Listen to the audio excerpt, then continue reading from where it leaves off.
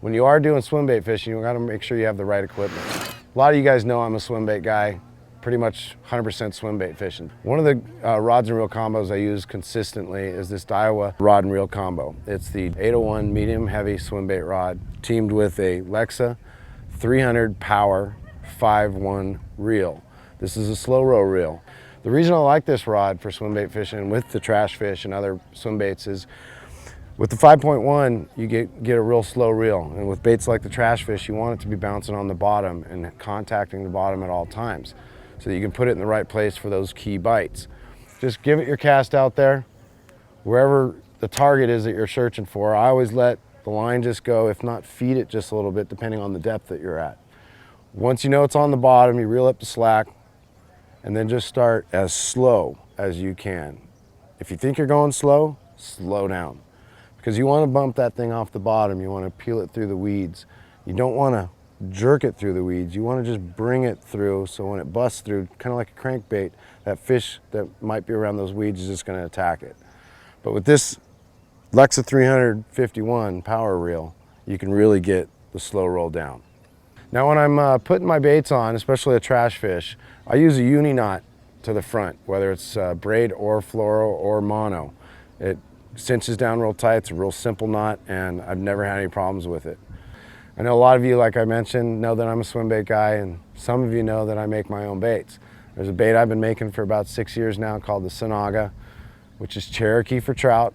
You spell it T-S-U-N-G-A, Sunaga, and here it is right here on the Daiwa combo. You can tell this one's been chewed more than a few times. This bait actually has been painted twice, so you can see some of the old paint jobs underneath. This particular bait has been catching fish for 6 years. There are guys out there that are fishing it, tournament guys that know that I make baits, have come across it in the last few years, and Paul Bailey's one of them. There's a bunch of other guys down in San Diego that won't mention they've got it, but have been winning a lot of tournaments on it. It has a unique cup design on the back of the tail, which when you rip it, creates a bubble trail. I call it the dinner bell. When you rip this bait, it really gets the attention of any fish in the surrounding area, and they either key on it because it's a prey fish or another fish in its territory or an injured fish. But it's a gas to fish, and the trick with this bait is you work it. It doesn't work for you. You've got to put the action into this bait. It's not a straight retrieve bait. It's a glorified rip twitch bait. Most of the time when I'm throwing my topwater baits, especially at Clear Lake with the water clarity, you want to go straight braid with a uni knot. That way, if you do make an errant cast into the reeds, you're not worrying about the fluorocarbon leader or whatever leader you might be using breaking. It is a floater, so you can always get it back if it pops off. It's one of the reasons I like fishing floaters. Sinking baits, you run that risk. But we're going to throw this out here. I'll show you a little bit of the action. Throw it in on the Daiwa 801 medium heavy with the Lexa 300 power 51 reel, 5-to-1 ratio. Basically what you want to do is you want to pick your point. Throw it out there, let it sit, and let the rings disappear. It's got a real nice profile up on top of the water. You can see it, it's still moving, which is part of the beauty of this particular bait. The ripples or wind will consistently make that bait move like it's alive.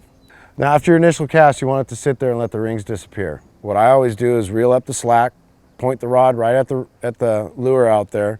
You want to take the rod tip and put it low. Take it from about 12 o'clock and give it a good rip to about 3 o'clock, which creates that bubble trail and creates that commotion on top of the water, which will get the attention of any fish in that particular area. Then what you want to do is add a couple twitches, which will get you the head to walk back and forth in a walking motion. Let it sit again. Throw in another twitch. Sometimes you just want to burn it across the top for a couple feet, and they'll hit it right as you're burning it.